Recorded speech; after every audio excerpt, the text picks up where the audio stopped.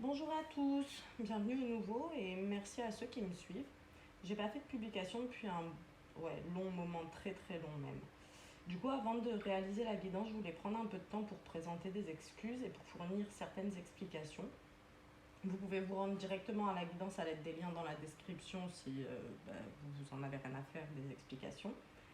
Toutefois, ça pourrait être bien pour vous d'écouter ce qui va suivre, surtout si vous êtes intéressé par le domaine spirituel. Je vais vous donner des explications en 3 temps.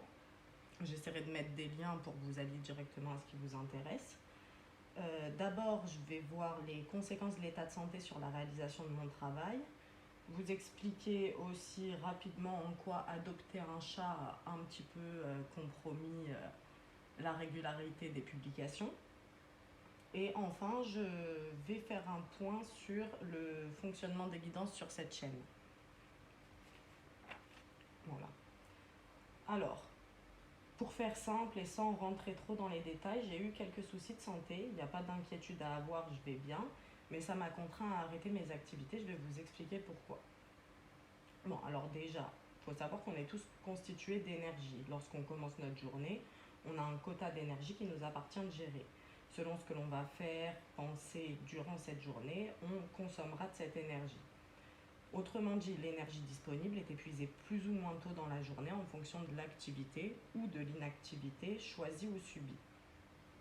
Parmi ces activités, qui consomment de l'énergie, donc, on trouve l'utilisation des capacités psychiques. Dans l'absolu, ça ne demande pas beaucoup d'énergie, enfin en tout cas pour moi.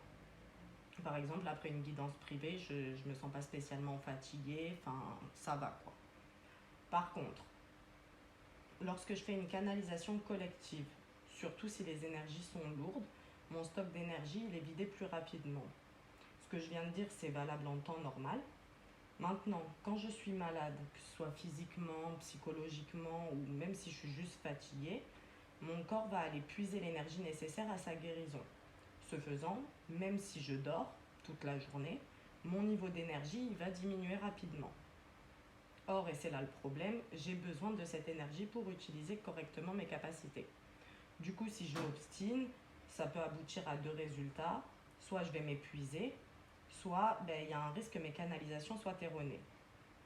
C'est surtout cette seconde chose que je veux éviter parce que je choisis, non, on n'a pas vraiment le choix, mais raccourci de langage, je choisis de faire ce métier pour pouvoir aider autrui par le biais des messages que je canalise. Du coup, si je vous transmets des messages inexacts, ce serait aller à l'encontre de mon but. Ce serait aussi un manque de respect vis-à-vis de vous, que je ne tolère pas. Voilà, je ne vais pas rentrer plus dans le détail, j'espère que c'est clair. Je tenais à vous expliquer pourquoi j'évite de canaliser quand je suis malade. Pour ce point, ce sera tout. Après, si vous êtes intéressé par le fonctionnement des canalisations de manière générale, par le métier de médium ou autre, vous me le faites savoir en commentaire si vous avez des questions, tout ça. Et si je suis en mesure de vous répondre, je ferai des vidéos spéciales hors guidance. Le second point que je voulais aborder, c'est l'adoption de mon chaton. Oh, vraiment très court, hein. Je ne vais pas m'étendre là-dessus, mais j'ai adopté le jeune Scar au mois d'août. Et en fait, c'est un chaton qui m'a donné beaucoup de fil à retordre. Non, vraiment, les gars, moi, j'ai jamais vu un chat comme ça. C'est autant hyperactif, c'était la première fois. Et j'en ai eu beaucoup des chats. Bref, c'est un amour en vrai. Il est gentil et tout comme les autres chats, hein. Il vient faire réclamer des câlins, tout ça. Mais il demande aussi beaucoup d'attention, de l'hypervigilance et je pouvais vraiment rien faire à part le surveiller. C'était ça l'idée. Je vous donne qu'un exemple parce que sinon on va y passer 100 ans. Mais ma bouteille d'eau, pour pouvoir la remplir au robinet, je devais le faire en 3 fois. Ouvre l'eau, remplis un peu, arrête-toi pour aller récupérer le chat. Enfin, n'importe quoi. Là, il s'est calmé. Il s'est adapté un petit peu à son environnement, donc ça devrait bien se passer. Scar,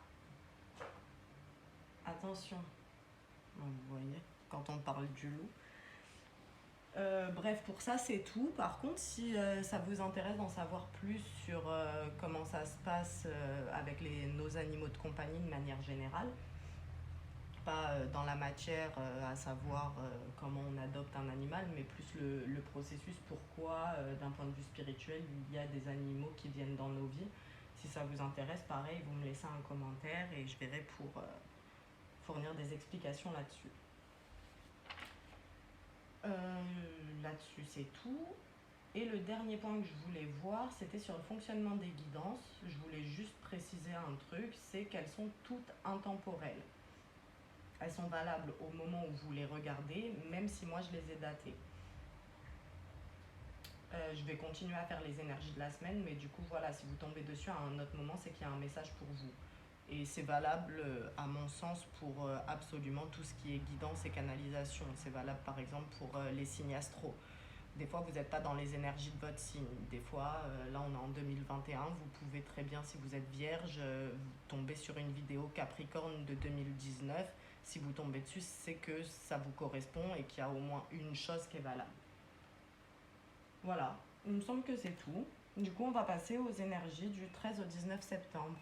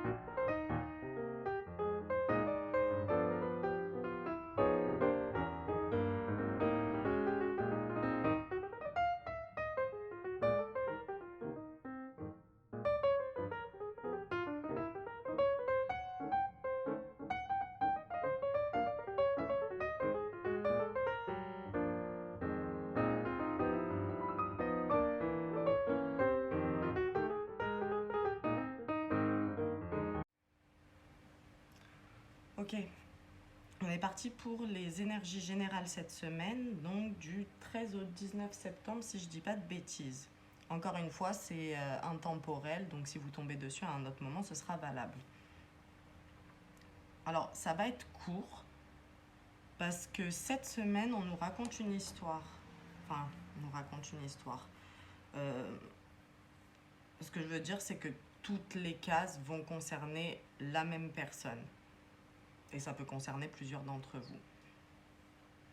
Globalement, on est dans des énergies d'élévation cette semaine, toute la semaine. Ça veut dire que, enfin pour moi en tout cas, l'élévation c'est du point de vue de l'âme. Vous n'allez pas nécessairement voir des changements dans la matière, les changements ils sont internes. Certains d'entre vous vont peut-être les ressentir, mais il n'y aura rien de concret cette semaine. Alors, ici, ces cases, pour ceux qui ne connaissent pas le fonctionnement, c'est les énergies et les prédictions de la semaine. Comment ça va se passer pour vous. Alors, ce qu'on nous explique, ici, on a le chemin et la page blanche. Ça veut dire qu'il y a des personnes qui sont en train d'écrire leur histoire, en fait, de construire leur propre chemin. Alors, ça, c'est les deux associés ensemble. Après, pris individuellement, le chemin, c'est... moi, quand on me le fait dessiner, ça veut dire que peu importe la décision que vous allez prendre, vous serez sur le bon chemin. Faut pas trop se formaliser avec ça, faut pas trop réfléchir non plus à se dire est-ce que c'est bien, est-ce que c'est pas bien. Quoi qu'il arrive, vous êtes sur le bon chemin. Et la page blanche, c'est...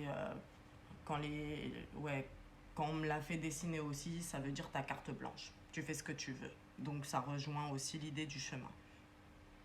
Ici, l'enveloppe, elle peut parler de messages, mais ici, ça me parle de projets. Des projets pour lesquels on a fait les to-do list. Vous savez, c'est la feuille avec marqué numéro 1, je dois faire ça, numéro 2, je dois faire ça, etc. Donc, j'ai des personnes qui se sont organisées relativement à leur projet Et cette semaine, elles vont passer à l'action par rapport à cette organisation. Elles ont tout prévu, vraiment tout organisé. Ça fait peut-être quelques jours, peut-être quelques semaines, voire quelques mois qu'elles réfléchissent à ces projets-là et qu'elles ont établi un plan de route, on va dire ça comme ça. C'est pour aboutir à ce projet, je dois faire ça, je dois faire ça, je dois faire ça. Elles ont mis en place des objectifs et cette semaine, elles vont agir pour la réalisation de ces objectifs. C'est ça l'idée. Toutefois, ça va provoquer beaucoup de stress et d'anxiété. Ce symbole, pour moi, c'est celui de la dépression. Et donc celui aussi de l'anxiété, du stress, des insomnies. Ici, j'ai le symbole de la confusion, des doutes. Et pour moi, c'est en lien avec ces projets, en fait. C'est parce que le chemin dont vous parlez, il est nouveau, il est inconnu et ça peut faire peur à certains. On n'a pas de certitude que nos projets vont se réaliser. Donc, ça provoque du stress. Et parce qu'on a envie de bien faire aussi, il y a sûrement des perfectionnistes parmi vous. Ils ont envie que tout soit carré, tout ça. C'est pas dessiné, mais on me le dit, ne vous comparez pas, en fait. Parce qu'il y en a parmi vous qui se comparent à ce qui existe déjà, des personnes qui sont arrivées à un certain stade dans leur projet, mais vous n'avez pas les étapes par lesquelles ils sont passés pour arriver à ce niveau-là. Donc ça ne sert à rien de se comparer. Chaque chose en son temps et c'est pas la peine de se mettre trop de pression. C'est ça l'idée. Faites comme vous le sentez. Et ce sera encore une fois le bon chemin. Alors, même si ça vous stresse, que certains d'entre vous vont être un petit peu empêchés de dormir parce que vous ruminez beaucoup, vous êtes beaucoup dans le mental, le fait de mettre en œuvre des projets personnels qui vous tiennent à cœur, ça va quand même vous procurer beaucoup de joie et un sentiment d'accomplissement. Je dis un sentiment parce que j'avais dit que je faisais ça, je l'ai fait, je suis fière de moi. Sans qu'il y ait forcément dans la matière un truc concret, de la reconnaissance ou des choses comme ça. Cette case-là, c'est... Scar, arrête. Désolée. C'est ce qu'on vous déconseille pour la semaine. Alors, c'est une femme, mais on m'a fait dessiner le visage en argent. Oui, c'est de l'argent, j'en ai pas, donc j'ai mis du gris, mais c'est pareil. Quand on me fait dessiner la couleur de peau en argent, ça veut dire qu'on parle de l'énergie féminine et pas de la femme.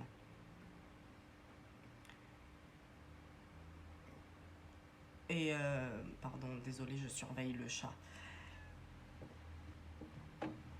Ce qu'on associe entre autres à l'énergie féminine, ça va être la passivité. Donc ça, c'est ce qu'on vous déconseille. Et je pense que c'est lié au doute que vous avez. Même si vous doutez, faites-le. En fait, posez des actions, n'attendez pas, ne décalez pas vos projets à plus tard. Il va bien falloir se lancer. Donc évitez d'être dans l'inaction, évitez de procrastiner. C'est ça l'idée. Et ce qu'on vous conseille, c'est l'escargot, c'est de prendre le temps. Alors, encore une fois, ça ne veut pas dire ne rien faire. C'est prendre le temps, c'est ne pas confondre vitesse et précipitation. Encore une fois, c'est en lien avec les énergies de la semaine.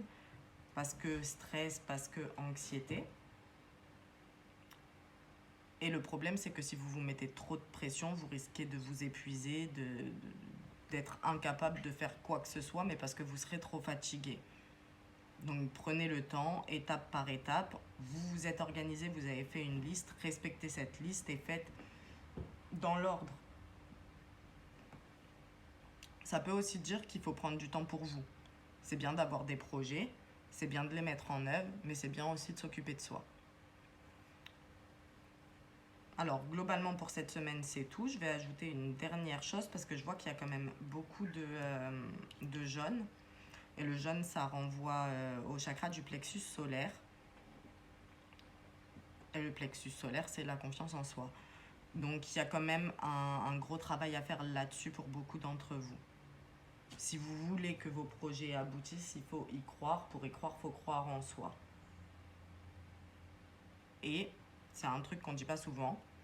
Les, les gens, enfin tout le monde, hein, on attend en fait d'avoir confiance en soi pour réaliser les choses, pour poser des actions, alors qu'à mon sens, c'est en posant des actions qu'on va prendre confiance en soi. Voilà, c'est tout pour ça. Je vais passer aux énergies sentimentales. Rapidement, avant de passer aux énergies sentimentales, je voulais rajouter un truc parce que j'ai fait le bilan du coup des énergies générales. J'ai le sentiment que pour beaucoup d'entre vous, vous voulez lancer votre entreprise et être indépendant dans le domaine spirituel, du bien-être, un peu tout ce qui est relatif à ça.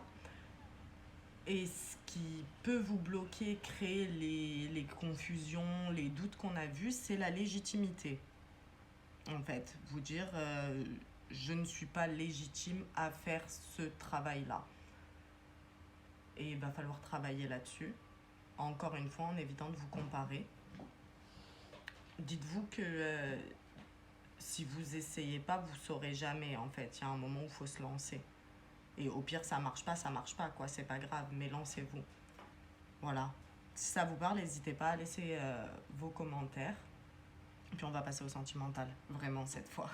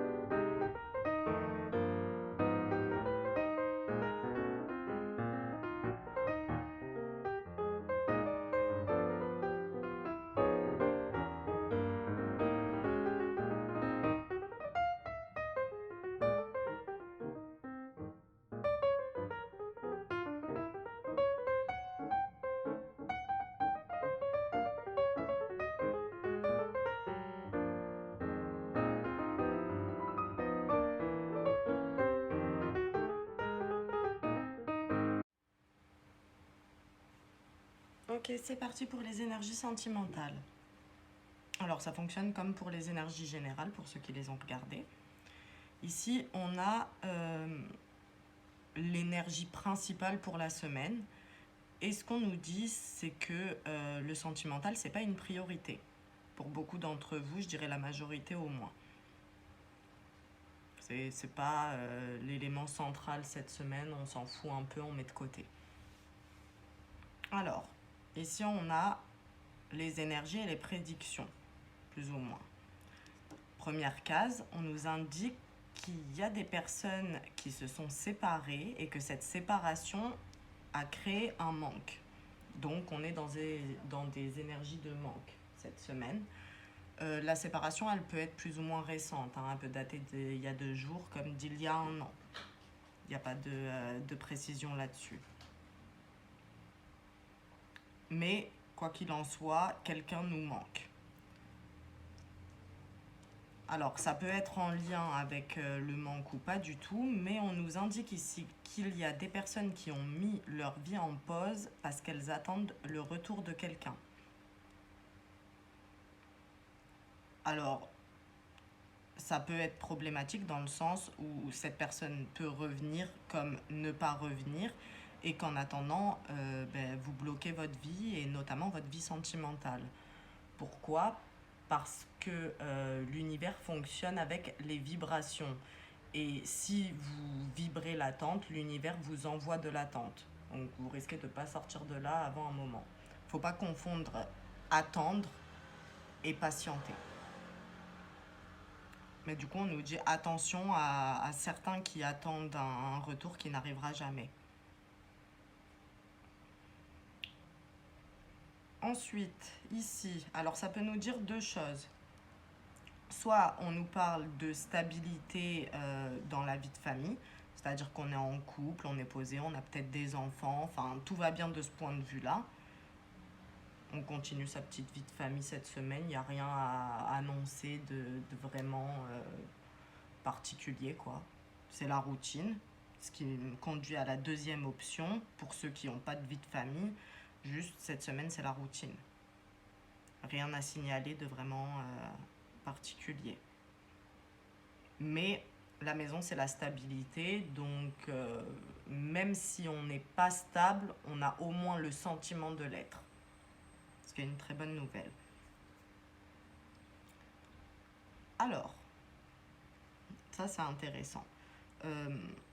Bon, normalement, quand je fais ce symbole, il n'y a que 2 personnages. Là, j'en ai 3. Donc, ça peut nous parler de triangulaire. J'aime pas trop le terme, mais bon, au moins tout le monde comprend. Ici, ça nous parle de conversation ou de rencontre. Donc, 2 cas de figure. Soit j'ai une personne, et ça parle de vous, hein, par contre, ça parlera pas de la personne à qui vous pensez. On est centré sur vous. Donc, si ça vous parle pas, c'est que c'est pas pour vous.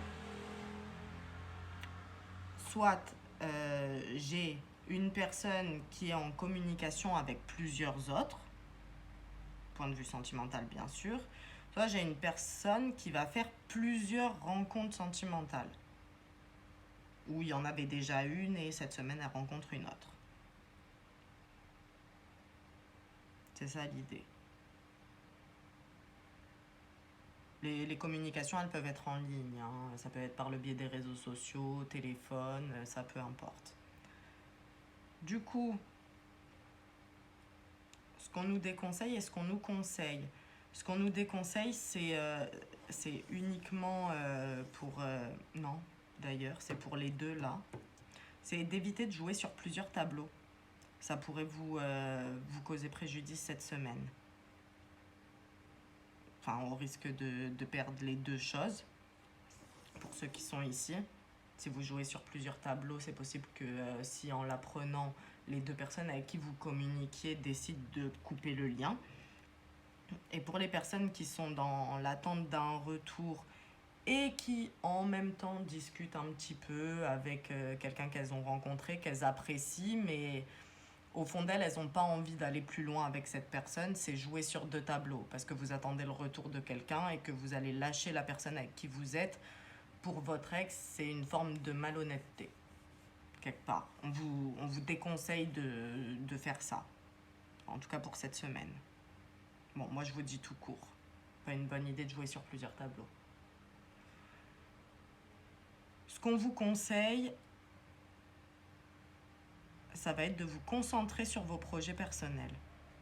Pour ceux qui ont regardé les énergies générales, ça peut vraiment vous parler, quoi. On laisse vraiment de côté le sentimental et on fait focus sur la liste des choses qu'on a à faire. Et pour les autres, c'est que ça peut vous aider en fait. Ceux qui sont dans l'attente d'un ex et qui y pensent beaucoup, se concentrer sur autre chose, ça fait qu'on y pense moins. Ceux qui ressentent du manque, c'est la même chose. Le manque, vous allez moins le ressentir s'il est comblé par quelque chose d'autre, même si ça n'a rien à voir avec du sentimental. Et voilà, en fait, c'est tout. Ouais, voilà. Bon, j'espère que ça vous a plu et puis je vous dis à la semaine prochaine.